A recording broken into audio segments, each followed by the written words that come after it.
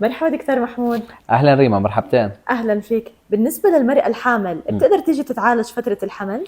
طبعا بتقدر تتعالج. احنا جميع الإجراءات السنية آمنة بلا استثناء، فما تقلق وما تخاف، تيجي على طول. وبأي فترة من الحمل يفضل إنها تيجي؟ احنا الفترة الآمنة اللي هي السكند ترايمستر، اللي هم الأشهر الوسطى، الرابع والخامس والسادس، بتقدر تعمل فيهم تنظيف، إجراءات بسيطة والطارئة. طيب وبالنسبة للأشعة اللي عندنا في العيادة هل هي آمنة عليها؟ طبعا احنا أشعة الأسنان بتكون كتير ضئيلة وكتير قليلة، وبشرط احنا نلبسها واقي الأشعة وهي آمنة تعتبر، بس احنا بنحاول إن ما نلجأ لها وما نضطر إلها. وألف سلام عليكم إن شاء الله. شكرا كتير دكتور. أهلا.